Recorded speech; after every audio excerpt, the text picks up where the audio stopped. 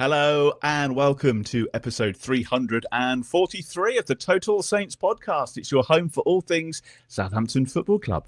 A huge thank you to our TSP Patreon community. We literally could not make this show each week without your loyal support. And we've got a few new faces as well. Annie has joined our TSP supporter tier. And also hello to Cameron Simpson and also Rob Kelly, who have joined our Bobby Stokes tier. So welcome to the family. Coming up on this special midweek podcast, the dream continues under interim boss Tonda Eckert with a fourth consecutive win, 3 decent goals to nil against 10-man Leicester City. So we'll review that game for you. Next up, we've got a trip to Millwall on Saturday. We'll preview that one. And of course, we'll discuss when, not if, Tonda gets the job. My name is Martin Stark, and joining me tonight, I've got Steve Grant, who is the owner of Saints Web, and Glen is writer of the blog League One -10. We will chat all things manager and Tonda, but I feel we kind of need to start with the game itself, which was another perfect half of football, Steve. 3-0 up at half-time against a team we've struggled to beat recently. Happy days. Yeah. I think. I mean, if you're being hypercritical, the only complaint is that we took our foot off the gas in the second half, really. Because, I mean, let's be brutally honest, we owe Leicester for so many things. You got the 9-0. You've got that ridiculous game last season where we should have been 5-0 up before they got back into the game, and somehow we managed to throw it away at the end. The fact that Leicester are basically the same club as us, but blue, and have won pretty much everything under the sun, whereas we've not. Clearly, no, absolutely no jealousy there whatsoever. But yeah, just happenstance that they've managed to do it all, and we've always managed to find a way of coming up short in pretty much everything, unfortunately. So yeah, that was slightly frustrating. That could have been easily a 7-8-9 if the pace of that first half, once we got going, if that had been maintained, especially against 10 men, you could easily have ran up a huge score there. So that was probably the only minor note, I think. On you wanted a goal down your end to celebrate too, didn't you? Really? Yeah, I'll come on to that because the Northern has been so goal starved from Saints goals in the last 2 years. We've taken this concept of the Northern Wall, and unfortunately we seem to have positioned the Northern Wall in front of the goal rather than behind it. But here's the thing, because Glen and I sit at the other end, and we'll say the good same at the other end to you. Well, that was it only the second game that we've had goals at the Chapel end, I think, from what I can remember. I think it's been a bit of a disaster all around, but it was certainly buzzing last night. Yeah, it was good. We actually didn't start particularly well, I didn't think. First 10-15 minutes, Leicester were well on top. We had a couple of sort of hairy moments in and around the penalty area. One from a corner where I think they might have had 5 of their total 9 shots of the evening in the space of about 3 seconds, all of which were blocked. And Bazuni's made a good save at 1-0. Did what he had to do in terms of pushing it wide. It's kind of what we've been demanding from him previously that hasn't come through. So yep, good that we're all learning as we go. So that's nice. And then you've got the goals. Finn Azaz has come alive all of a sudden in the last month or so. Ryan Manning with another assist. He's been heavily involved, and we've not really even needed Leo Cienza to come up with sort of something out of the blue, which felt like at one point was the only way we were possibly going to score against anybody. And now all of a sudden the confidence is sort of flowing through everybody, and yeah, we're creating chance after chance and scoring a load of goals. I mean, that's 11 in the last 3 games. And the goals we're conceding are consolation goals. So actually they're largely irrelevant. As defenders and goalkeeper, you'll be annoyed that you've conceded them. Like that one at Charlton was a dreadful goal to concede. Leave the guy unmarked 4 yards out, free header. But when you're already 5-0 up, it really doesn't matter. And it's only natural that you'll kind of slacken off in those circumstances. But tonight we didn't even do that. Last night, sorry. And I mean, part of that is because obviously Leicester had done 10 men fairly early doors. But once we went 1-0 up, they basically just didn't have it in them. As I say, had that one header from James, which Bazunu saved comfortably. I think that was their last shot. On or off target of the. And that was about 20 minutes, was it? That was about 20-25 minutes. Yeah. And literally no shots at all in the second half. I mean, barely got up to the edge of our penalty area at any stage in the second half. The halftime substitutions, taking off the two players that have torn us to pieces the last sort of 3 or 4 times we played them, in Fatawu and Marvadidi. Basically showed where Cifuentes' priorities lie, and that was basically, okay, we're not going to let this be a massive score if we can help it, which I think was a sensible move. But I think when you have this kind of underlying sort of groans of sort of entitlement, as Leicester fans have at the moment and have had for a few years, in fairness, then kind of waving the white flag, I'm not sure is going to endear himself to anybody. But then I'm not sure what Leicester fans would want in that situation. Do you come out all guns blazing and get done 7-0? Is that a better way to do it? I don't think so. But people up there won't be happy. But for once, we're on the right end of it. So feels good as well, doesn't it? Who gives Feels a toss? Yes, it was nice watching their fans have a go at their players at the end. All 7 of them that turned up. The ones that were still there as well. I was amazed how poor their away attendance was, because generally they've always come down here and sold out. And yet suddenly now they've just decided, we can't be asked with this. I mean, they can't have had more than 1,000. Whereas if the boot was on the other foot, absolutely we'd have had at least 2,500 up there. Yeah. So yeah, very surprised by that. But I mean, I guess presumably many of their fans saw the writing on the wall coming. Fair dues. Yeah, fair dues. We'll get onto them in just a moment. Glenn, a couple of the changes to the lineup. We talked about who might come in. I think we were saying maybe Wellington might come in. Yeah. We thought maybe Flynn Downs. And as it happens, we were kind of right about Downs, but I don't think we had Quasi for Stevens necessarily. But it seemed that it was tactical decisions, and obviously with a bit of hindsight, it worked. But I don't know about you, but I felt that the players came in, but the setup didn't really change. They were brought in for a specific reason to do a job, and to the most part, they did. Well, if you listen to how Tonda Eckert explained it afterwards, it was a horses for courses thing. Certainly with Quasi, saying that Leicester are one of the most sort of like dangerous attacking teams. A lot of pace. They've got some sort of big physical players, obviously, set pieces, Vestergaard, fast, they're big guys. And so that's why he wanted Quasi in the team, for all of those reasons. Again, I'm not his biggest fan, and he had a couple of erratic moments in the first couple of minutes, which obviously come from not playing very much recently. But I thought he settled down well after the first sort of 5 minutes. I thought he did well. He won the headers he was supposed to win. He passed the ball relatively quickly out to Ryan Manning. There were no moments where, like a start. There have been games in the past where he's kind of been. It looks like he's been buffering, and you just kick it, just get it moving. And I thought he played well, but he had limited actual defending to do, because Leicester basically gave up. So in terms of attacking, I thought he did okay. I thought Flynn Downs had a really good game. They've simplified it. Flynn Downs was great whilst they just back 2 years ago. Downs was great until Russell Martin tried to turn him into a number 8 / number 10 midfielder who ran forward all the time, and that's not his game. When he just sits in front of the back three, defends that area, and allows the likes of Yander and Azaz and Fellows as well to all get forward. That's his best role, putting out fires quite often before they start.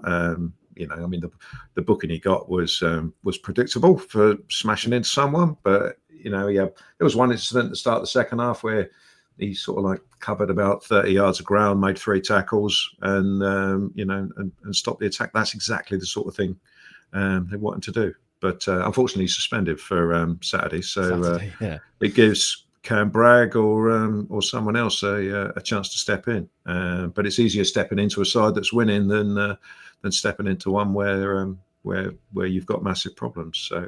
So no, the changes. Not everyone would have agreed with them at the start. As I said, I'm not Kwasi's biggest fan, but if it works and you win 3-0, then maybe we don't all know best. Touch fortunate with the first goal, Steve. Watching it back, a hint of offside. Fractionally offside. I think it looks further offside from the original TV view because you've got that angle and you can't really see where Aluko, the young left back, is, because he's kind of quite wide on the shot. So Harwood-Bellis looks miles offside on that initial shot, but then when you see the side on and it's freeze framed, actually it's a lot closer. I mean, it is still offside, but it's one of those quite marginal ones. You'd probably be getting the lines out on VAR and it taking forever. Whereas sort of on first view, it just looked really clear. But yeah, I mean, I've seen some Leicester fans claiming that the second goal was offside. I mean, I love that on the club's extended highlights, they paused the coverage specifically when Cienza plays the ball, just to show how that it's on, just to show how really far offside Finn Azaz is when he's a yard sort of onside. Just to kind of sort of nip that one in the bud. Yeah. But yeah, I mean, we're finishing chances. The third one comes from, Flynn Downs trying to take out Harwood-Bellis in front of goal was an interesting one. It's Nathan Wood. It's Nathan Wood, wasn't it? It's really funny. Oh yeah, sorry. Downs takes out Nathan Wood. Yeah, it's just really, really strange. But obviously we got the corner from it. But what's noticeable on that corner is how much space Harwood-Bellis has. And it is just the most basic Sunday League bit of movement. Like he runs towards the near post and literally just takes 2 steps back, and Fass has lost him completely. He's got no idea.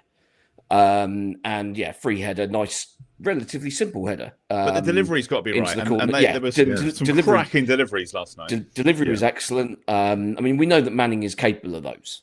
And it's why I think we do like to see that in swinger quite often. I know. Obviously, Will Steele was fond of the outswinger because you're kind of running at it. Whereas, but I think, there's scope for using both of those. There's no point being predictable because ultimately you do end up becoming easy to defend against. But we have started scoring quite a lot of goals and set pieces. Harwood-Bellis is obviously a key weapon in that. He's always scored a fair few from those positions. But he was kind of alluding afterwards to the fact that it's about more detail. Is that right? I didn't hear all of the interview, but it sounds like they're actually sort of going through these things now in training, and that kind of makes me think, well, firstly, why weren't they before? But secondly, brilliant if that's the way forward. Yeah, I'm certainly from what my kind of thing with why it didn't work with Still and why it's now working with Eckert, I think comes down to partly it's just the way modern football is. That Still mentioned in quite a few interviews, like early on, that he doesn't want to delve too much into the sort of minutiae of it all and like micromanage players.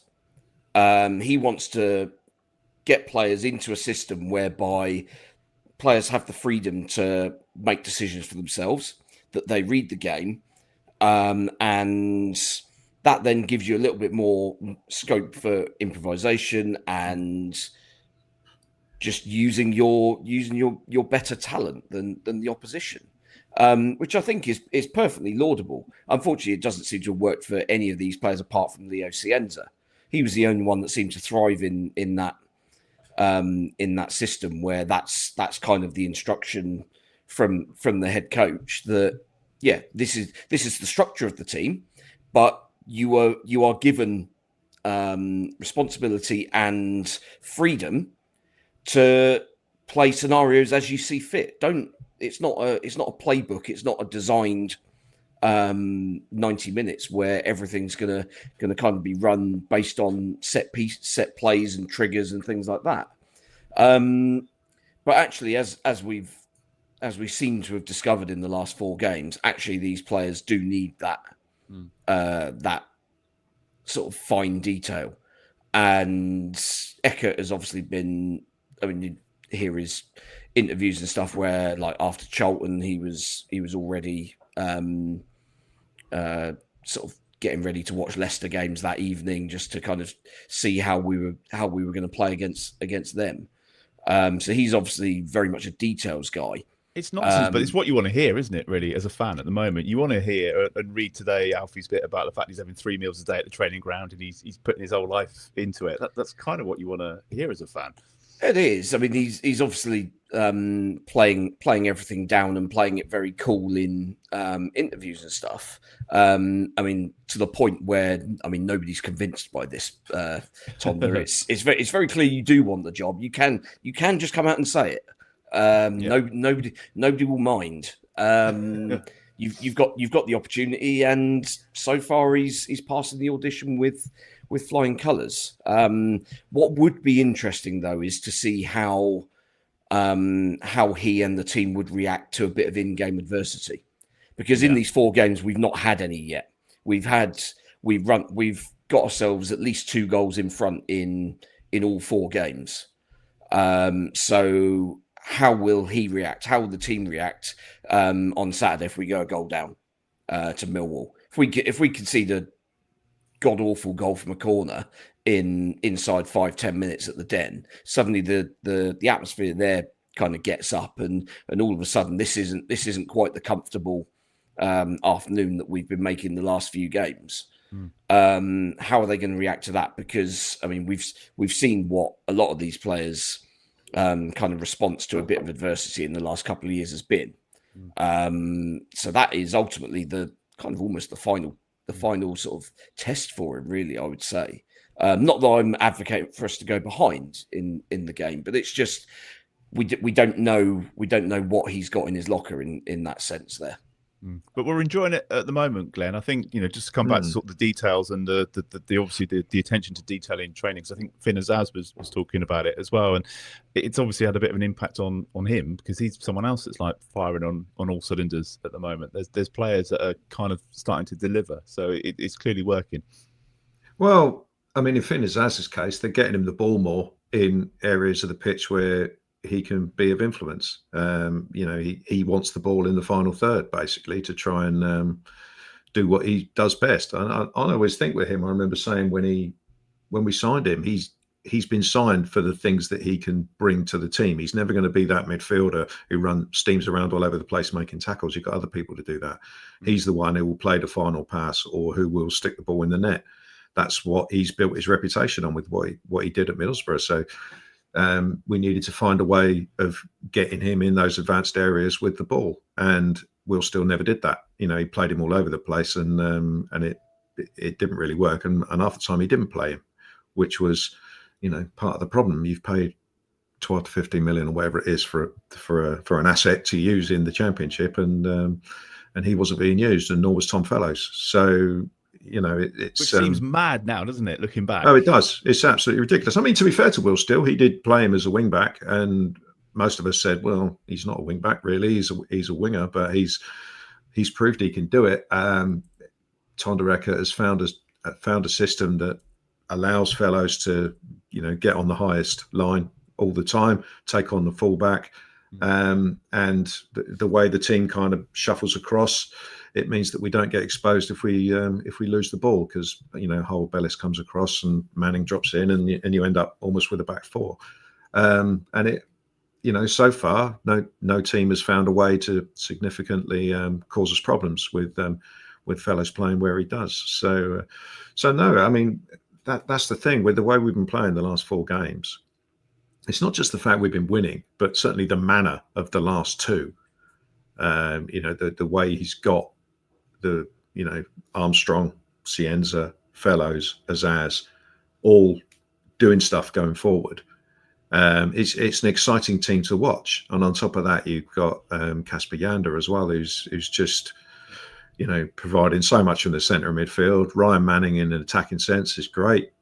Not so great defensively, as I've frequently said, but he's putting in crosses, he's putting in set pieces on people's heads, and it's all good, and it's all down to at the moment to the tweaks that have been made in the last 4 games. And as I will never get tired of repeating, the players are putting in a lot more effort now, which they weren't before. And talking about Leicester, I recognise a team when it's not putting in the effort for the manager, and that's what I saw from Leicester yesterday. After the first sort of 20 minutes, they sacked it off. Basically, you could see all the defenders, Vestergaard and Fass, all arguing with each other. Body language was terrible from them once the first goal went in, certainly once the second goal went in, and when the red card happened, that gave them all the excuse they needed to sack it off, really, because they knew that would get blamed. And that was a chronic case of experienced players for Leicester. Harry Winks as well, just not interested once the going got tough. Well, you were calling that out last week. You were saying that was where the battle was going to be, wasn't it, in midfield? And we nailed that, really. Well, we did. I mean, man of the match in these games always gets given to the person who scores the goals, or whoever's flavour of the month at the moment. So various man of the match polls, I've seen Leo Cienza get given it. I've seen Taylor Harwood-Bellis get given it. Best player on the pitch by a mile for me was Kasper Yander. Just superb in midfield, everywhere. Just everywhere, winning the ball, passing it forward, bursting into space. Just everything you want from a midfield player. I thought he was tremendous. He was up against Winks and Skip at the start of the game anyway, 2 very experienced players who, don't forget, they paid 25 million for Oliver Skip. And Harry Winks played for England. I wonder why they're skint. And Harry Winks played for England not long before they signed him. So that's 2 sort of, in theory, high pedigree players. But obviously it all changed when the young lad got sent off. And I was going to ask you about that. I mean, any sympathy for him? Because I think you kind of called it, didn't you? When he got his first yellow card, Glen, I think you were like, he's going to get sent off here. He's going to get a second one. I feel sorry for him in the way you feel sorry for any 19-year-old. I've got... I'm a dad at the end of the day, so I feel a bit sorry for him from that point of view. Because it's a young lad making his debut. But he had to go. He absolutely had to go. I mean, both of those were cast iron yellow cards. I mean, the one on Cienza, he just ran across the back of his legs, and then I thought at the time he's got 84 minutes now with Fellows running at him, and Mavididi wasn't giving him any help on that side. So he was always going to struggle. But it was literally the first time Fellows went past him, he just grabbed his shirt and that's the end of you, mate, see you later. And he absolutely had to go off. I feel sorry for him just because he's 19 and making his debut, but he'll learn that. But it was a pretty dumb thing to do. That second challenge on Fellows was only going to end one way. A lot of people talking about the midfield, a lot of people talking about Fellows and getting the ball forward and stuff. We've still got, Steve, as well, Shay Charles to come back. And of course, a couple of weeks ago, we were getting so excited about the fact that Romeo had signed. We haven't really spoken about him all week because at the moment, the midfield is ticking along quite nicely. Well, yeah, I mean, to the extent, how does Romeo fit into this team? He's basically, as things stand, we've now signed him to come on for 15 minutes when we're 3-0 up in games and just stroll around and look authoritative. Looks a bit silly now, doesn't it? Which he will be. That would be quite expensive if that's what he is. But he's got the experience and the know-how that you would imagine that he will be called upon in more testing circumstances as the season progresses. I mean, we've still got probably 30 odd games over at least one cup competition as well of this season to play. So everybody's going to be required at some point. And the central midfield is likely to be the area. I think it's probably going to be the area with the most frequent changes.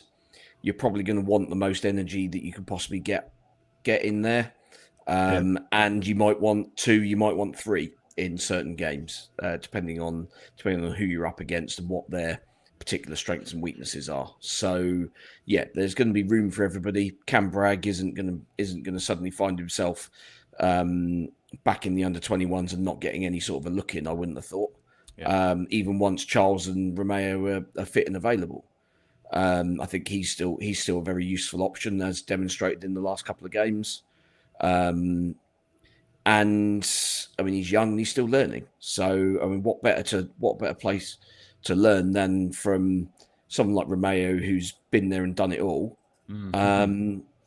And even the likes of Shay Charles, who's now a seasoned international. He's a leader for that Northern Ireland side, who are still somehow in with a shout of qualifying for the World Cup. I mean, that'd be very, very funny if Wales get the semi-final result that they would absolutely dream of, which would be Italy losing at home, and then they go and lose to Northern Ireland. But yeah, there's the learning opportunities there for someone like Bragg are incredible now. And even Yander is the sort of player that you learn from his example. Just the way that he's able to take the ball in tight spaces. He's just so quick to read the game. The ball will end up at the feet of a opposition midfielder, and I mean, you know that within a fraction of a second he's going to be close. And if he's not close, he knows where the pass is likely to be going. So he's already trying to shut down that passing lane. His kind of reading of the game for someone of his age is extraordinary. And you can now see why there were people back home in Germany wondering what the hell he was doing signing for a championship side. Mm-hmm. Because, the talent is clearly there for him to play at a much higher level. Barry, on the comments, he says he reminds me a bit of Morgan Schneiderlin, that kind of player. If he although Schneiderlin was a very slow starter for us, wasn't he? Yeah. Came in.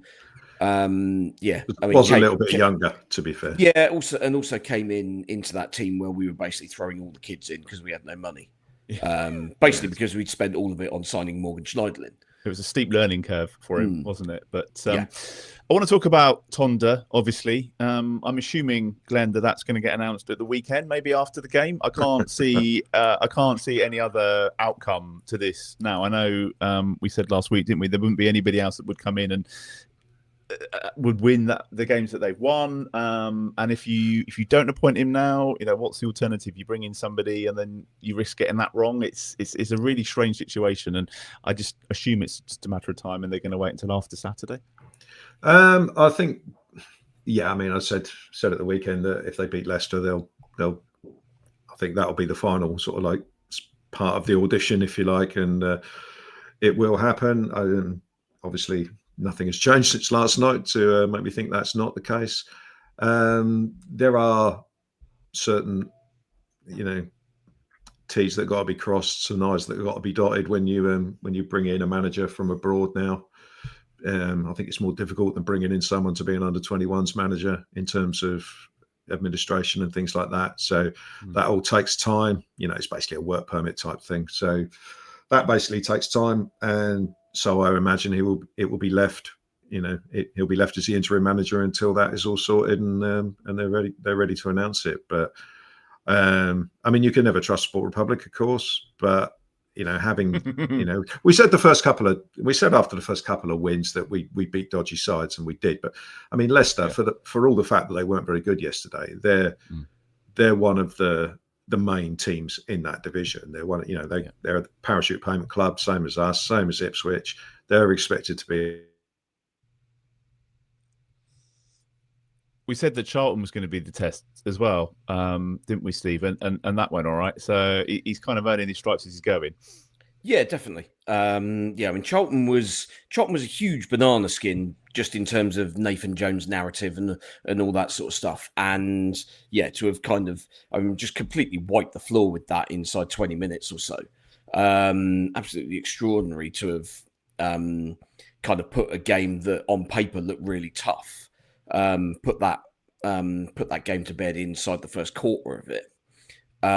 Was absolutely extraordinary. I mean, I was watching it in a pub down in Truro, and yeah, it was just it was like, sorry, what are we sure this is live? Is this actual game, or is someone just kind of put somebody playing FIFA on easy mode in front of me? But was that enough for you then? Is that when you thought he's going to get this? Because obviously you weren't with us at the weekend to chat it through, but would you be happy with the announcement that came when it comes at the weekend? I think now, having played a variety of teams in different environments, I think I think there's probably not an awful lot of other option for them. Mm-hmm. He's basically got the team playing the way that he wants very quickly. They seem comfortable playing that way. They seem to be enjoying it. Obviously, there is always that caveat of when you give the caretaker guy who's done well the permanent gig, it all falls to bits, and that's always a concern, given obviously Tonda Eckert's complete non-existence of any experience in the manager hot seat. It's a worry, isn't it? But it's soon forgotten if you're winning 3 or 4-0 every week. Yeah, I mean, at the end of the day, if you're winning every week, it doesn't matter in the slightest. But there's always that nagging doubt, isn't there? While he's still not got the job officially, that the players are just kind of playing up because they know that someone coming in might just decide, no, you're not for me. Yeah. Whereas obviously these guys, they know that that Eckert likes them and he's picking them, and they're playing a system. They've got the instructions that are enough for them to deal with. As I said earlier, I do find it odd that these days players seem to prefer having that level of detail, especially among sort of attacking creative players. You would have thought that those sort of players would relish the freedom to kind of more or less go and do as they please. Yeah. Very sort of Matt Letizia in the 90s type arrangement. And as I said, Cienza's the only one of that entire squad who really stood up and was able to kind of do anything positive out of it. But yeah, I think ultimately Eckert will get the job. I find it basically impossible to believe that that Sport Republic could kind of see what's happened in the last 4 games and then kind of decide on somebody. I mean, given that who else would potentially be in the frame now? Because some of the ones we spoke about weeks ago have now gone into those jobs at Middlesbrough, Swansea, Norwich. And just in terms of like length of contract and stuff, because that would be the thing, I guess they're kind of negotiating, and his representatives are going to be pushing for a decent deal. I'm sure they're going to be a little bit nervous. Do you think there's a scenario where he might get it to the end of the season and then they can see where they are? Or I think that would be a risk. That would suit. In both ways. You think he might go if it goes well? He might be. Well, yeah, I think that's a risk both ways, because if he does do well, and let's not forget we're 6 points off second. Yeah. Ridiculously, given how this season has felt. It's been a very odd season that Coventry are 10 points clear at the top, and yet we're still that close to the automatic promotion places, despite everything that's happened. But yeah, it's, I don't know. It just, I think you would think that with the contract duration, you would think the natural thing would be 2.5 years. So you give him the end of this season plus 2. But I mean, as we know these days, that you sack a manager, you don't pay them the entire duration of the contract up. See, that was news to me today when I read that was No, Adam Blackmore was talking about that, wasn't he? I just assumed that it's yeah. cost us a couple of million quid No, so every single time. So the reason what happens generally now is that you basically keep the manager on the payroll for a further year, and you basically just pay them their salary for that year, but then if they get a job in the intervening time, then that payment stops, and then they become kind of the financial problem of whoever that manager's then gone and signed for. So it does mean that you're only ever paying up 1 year in compensation, and you're not having to kind of find 2 million quid or whatever down in loose change down the back of the sofa to pay it up in one lump. It's just an ongoing payroll cost. But I think in terms of what we would offer, you wouldn't. I think doing it to the end of the season makes no sense. For that very reason, the most compensation you're going to have to pay up if it goes wrong is a year. But of course, if he's out of contract and he does well, then you likely lose him for nothing. So then you're starting from scratch, potentially as a Premier League club, and all of a sudden your summer task of rebuilding a squad that's good enough to compete at that level becomes that much harder, and it's deja vu all over again.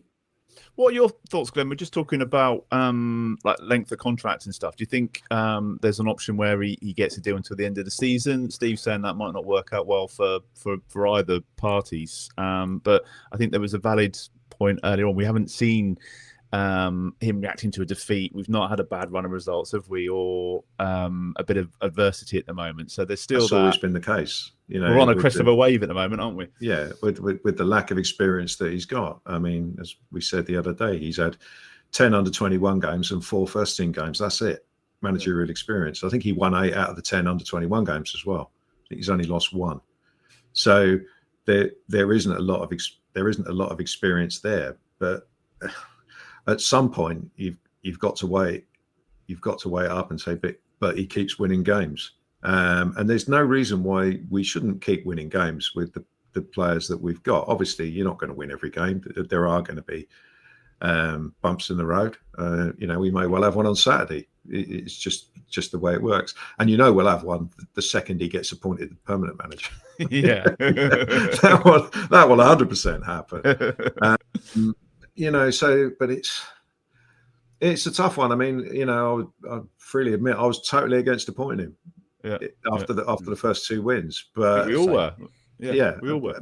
Simply because it's just a massive punt in the dark, and we did that at the start of the season, and it didn't work. But the improvement that he's had and that he's made, the style of football, aside from the results, as I said earlier, and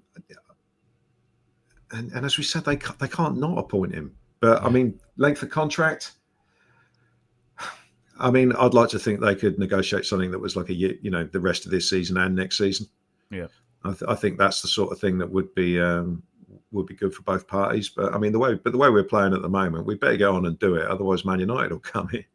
Yeah, it's just ridiculous. I mean, the bottom line is he's come in, he's made a hell of a difference. The players that Sport Republic bought in the summer are now all playing. They're all playing well. What's not to like?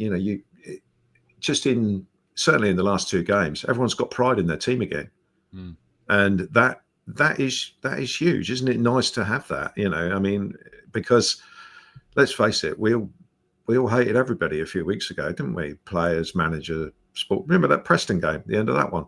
Yeah, where it's just the atmosphere inside the ground was poison, wasn't it? Awful, and now here we are 4 games later with this guy in charge. And everything's great, and we're looking up the league table, and we're thinking if we win on Saturday, we could well be 5th or 6th or whatever.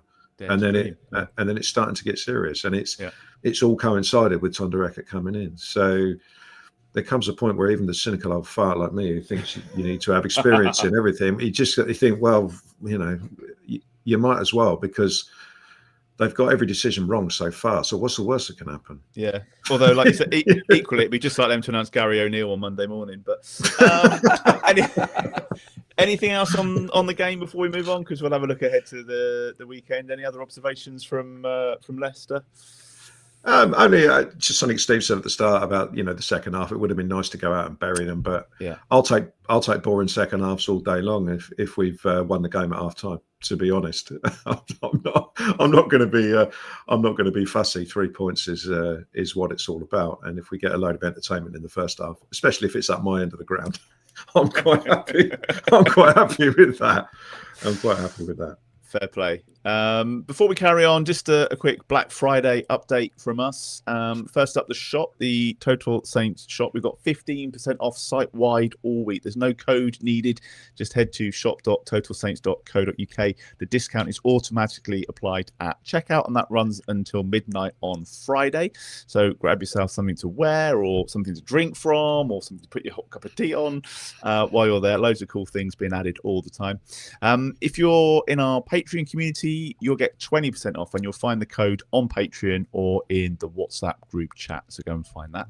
And speaking of Patreon, if you're thinking about joining us, now is probably a really good time to do it because we're running our biggest offer of the year. There's 50% off your first month or your first year if you use the code Black Friday at the checkout. That deal also ends on Friday at midnight. So a couple of cracking offers for Black Friday. If you're buying anything from the shop, make sure you tag us in your pictures on socials as well. We love to see what you buy, and we love to see how far it all travels as well. And of course, we do appreciate all your support. Now, the final game in this little run for our interim manager is Millwall away. Couple of scrappy games last time out, Steve. I think Ryan Fraser scored a late winner last time we played them away. We lost, I think, 2-1 at home as well. Yeah. So there's not a lot to kind of write home about in terms of this fixture. But they've got a few injury problems, I think, haven't they, ahead of Saturday? So we can go there with our tails up and maybe a little bit of confidence. Yeah, they're very much down to sort of the old Harry Redknapp bare bones in the squad. From what I've seen, I think they might even be up to double figures in terms of first team squad members out injured. I read a stat that I think there's only 2 players who have been available for the matchday squad in every game this season. Wow. So everybody has missed some time, which is absolutely extraordinary. Which I think some Millwall fans seem to be putting down to how kind of hard Alex Neil works the team in training. So they're not only are they knackered sort of on the training ground, they then go into games and the slightest bit of sort of extra work kind of takes them sort of over the red line and something goes ping. That's crazy. I mean, they started the season well, didn't they? They had a few sort of decent results. But just recently, the wheels have come off a bit. Yeah, the results, by the sound of it, haven't really matched performances. They've probably played weirdly in a lot of the games they've lost. They've played better. They've played better and didn't deserve to lose. And yet, with some of the wins, they've probably not played as well. So it's a lot of it's been a little bit sort of topsy turvy like that. They obviously play Sheffield Wednesday, kicking off in about a minute's time. Yeah, I was going to say, at the time of recording or streaming, they haven't played Wednesday. That game's just about to start. But you wouldn't bet against Wednesday, would you? Well, I mean, when obviously Wednesday got a fairly comfortable beating in the derby on Sunday, but they've not looked hopeless by any stretch of the imagination. They weren't great against us, but they looked competent. They certainly didn't look like the sort of side that was where the squad was thrown together from waifs and strays and Barry Bannon in the summer. And yeah, they've probably been a little bit better than most people expected. I think everyone expected them to take an absolute hiding every week, and that's just not happened. Yeah. But Millwall will be expected to win tonight, and if they don't, then the natives will undoubtedly get restless.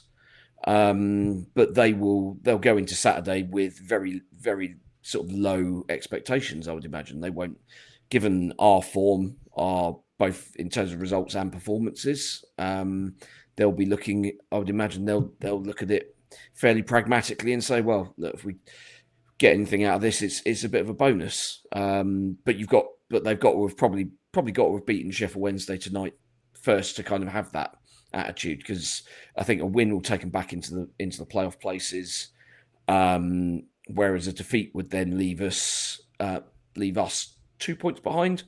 So an opportunity to go past them on Saturday. Could be a scrappy game, Glenn, but you know that we will be well prepared. They're all going to know what they need to do. You know that he's going to look at the opposition. Do you think Jack Stevens might come back in? I would have thought so. It's an away game that can be a bit of an intimidating atmosphere. I mean, it was mentioned this week that Jack Stevens is still seen as the main leader of the squad. So yeah, it wouldn't surprise me at all if he comes back in. I mean, the fact that we've got an extra day to recover the Millwall, that should play into our hands, especially if they've got players nursing injuries. Good shout. We've barely had to move for 45 minutes as well. Yeah, we had the second half off. Yeah, so I think that'll. I mean, having that many injuries, going back to that can't be a coincidence, can it? I mean, you can't just be unlucky and have that many injuries. That is clearly something that they're doing that leaves them that short. I know Will Smallbone is on loan there, isn't he? And he's out for months. Yep. Yeah, he's out for 3 months, hamstring. Probably tried to run. Yeah, so they've got lots. I know the feeling. Yeah. So they've obviously got their problems. I mean, just hopefully, regardless of the result doesn't really matter as far as we're concerned tonight. But we just want Sheffield Wednesday to give them a really good game, so they can't rest players in the second half and all that sort of stuff. And we need them to be as tired as possible by the time they rock up on Saturday. But whatever Millwall side rocks up on Saturday, the way we're playing at the moment, you've got to go there confident of getting a result. And I don't see why we wouldn't be. I mean, they lost to Pompey last week. That's Pompey's first win for 6-7 weeks. Was it 3-0? 3-1. That's 3-1. 3-1. But I mean, Millwall had 10 men for a lot of it, and it was 2-1 going into the last minute. So, they've done reasonably well this season. They always seem to have a spell every season in the Championship where they show the kind of form that might get them into a playoff position, and then they kind of fall away before the season's done. So I'm quite quietly confident, and we'll go there and do a job on them. I don't see why we wouldn't. The only problem, Steve, might be the expectations from fans. We're all expecting, as Glenn says, we're expecting them to go there and get a result. So as long as they don't take it for granted, then we should be all right. Yeah, that's obviously part of the sort of management game, isn't it? The old Nigel Adkins thing, isn't it? Don't get too high when you're winning. Don't get too low when you're losing. And as long as he can kind of keep people stabilised, and that'll be the job of senior players in the dressing room as well. We'll see how that goes. I mean, as you say, the expectation levels are now rising pretty sharply. They were pretty high at the start of the season. Yeah, sorry, Steve, just to jump in. Just on that, there was an interview I saw with, I think it was Taylor Harwood-Bellis, where he basically said they didn't really talk about the Charlton game much because it was immediately all about preparing for the for the Leicester game. So it sounds on the face of it that the attitude is, that's gone now. We have to go. We have to start again. So it does sound like they're on top of it. I mean, and those two game weeks are going to help, I guess, aren't they? When you're playing sort of Tuesday, Saturday. I mean, the longer. I mean, do you remember a couple of years ago when we had the not losing run when we got to 25 games? You could see that Bristol City away game. You could see it coming, because we were gradually getting more sort of arrogant, if that's the word, about. That was part of that, and but a lot of that was bred in the fan base, wasn't it? With the song, yeah. And the players feed off of that, and you had that, and also we started to pick up injuries, didn't we? We were getting little niggles here and there, losing 2 or 3 players for a week at a time. I mean, they weren't generally big injuries, but they were awkward enough that we were having to chop and change quite a lot.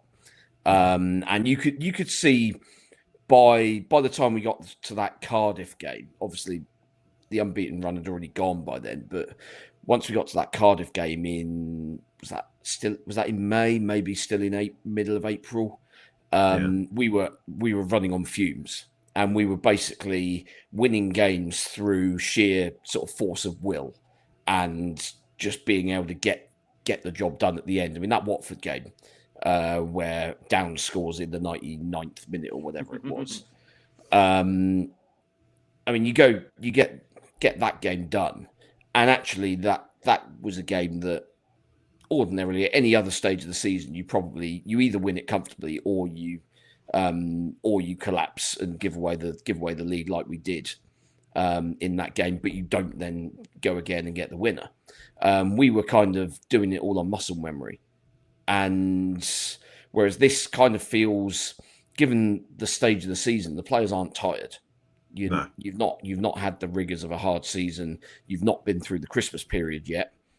I mean, that's going to be fascinating to see how we get on going through that period where you're playing every 2 or 3 days. And that's a tough run of games, by the way. Coventry the week before Christmas. Oxford away is not a gimme. Birmingham away certainly isn't. Millwall at home and then Middlesbrough away. That is a run of games where if you get 3 wins, you're pretty happy, I think. So then, that feeds into the point we were talking about the midfield. That's when your Oriol Romeo comes into the team, isn't it? When Flynn Downs eats some dodgy turkey or whatever. But we've got players. We've got players to come in. Yes, we'd struggle to replace someone like Cienza, and we'd struggle to replace Adam Armstrong. But if we've got enough players in other areas where we should be. We should be okay, but I mean that's for another day. I mean we're 4 games into this run. The players are riding on a crest of the wave at the moment. Yeah. I don't see us turning up at Millwall and dropping in a stinker. We know it will happen at some point, but I don't. But not this weekend. I don't see it happening yet. But in this league, anyone can beat you really. So if Millwall have a great performance, crowd gets behind them, it could be a very, very difficult afternoon. But it'd be nice to see Romeo on the bench, maybe. I don't know whether that'd be a bit too soon, but it'd be nice to see him in a squad. It's a possibility, isn't it? Because you would assume that Cam Bragg is going to be starting. Shay Charles ain't going to be fit. Flynn Downs obviously suspended. So, yeah, it wouldn't surprise me if it'd be Romeo or Barnaby Williams, won't it, on the bench? If he's fit enough to play for sort of 15-20, I would imagine he'll be on there. Happy days. Let's do some predictions then. Online, we had over 130 entries for our predictions league. 91 people predicted a Saints win against Leicester, which is how the tide turns, eh? It used to be about 9, didn't it? 5 people got the score absolutely spot on. 5 people said it was going to be 3-0. So well done to them. Steve, score prediction from you. What are you thinking? I mean, ultimately, we've got to kind of see what happens this evening at the Den, but I would imagine, Millwall going to be a little bit tired from the game, and the extra day plus 45 minutes rest will be key for us, and we'll be able to kind of probably not grind out. I don't think grind out is probably the right description, but I mean, it's not going to be an easy afternoon by any stretch of the imagination. We know the way Millwall play. It's Alex Neil is kind of almost a perfect manager for that Millwall team. But I think we'll still have enough quality to get the job done. And 2-0. 2-0. Do you know what? I was going to go for 2-0 as well. Same sort of reasons. I think it won't be as easy as it has been, but I still think we'll get the job done. Glenn, you thinking the same? I was actually going to say 2-0, but I won't. I'll go back to us chucking a goal in, and I'll go for 3-1. 3-1. 3-1 win. Yeah, confident going into 3-1. This one. Means nothing, but I actually remembered to put my prediction in the website this week, so I actually got my first point, I think, for correctly. Hurrah! I was something like 190th in alphabetical order. Alex Neil. I remember him being manager in Norwich and Stoke at various times. He sort of, he journeys around the Championship, doesn't he? If I remember this right, does he always? He's really dour and always moans about everything. He always seems to be. Oh, and he's you know, Scottish. sort of Does that very depressed about things. But yeah, I mean, it won't quite be Nathan Jones levels, but it might be interesting listening to the interviews after the game on Saturday if we can turn them over. Well, let's hope so. Let's hope he's not happy. If you want to play along with the predictions, all you need is your Patreon login. You can find the updated leaderboard and how to play on the website. Just head to totalsaints.co.uk. Anything else, chaps? I think that's pretty much covered everything. Obviously, we'll be back on Sunday night to talk about the Millwall game. Still 0-0 at the moment with Sheffield Wednesday. 10 minutes in on that one.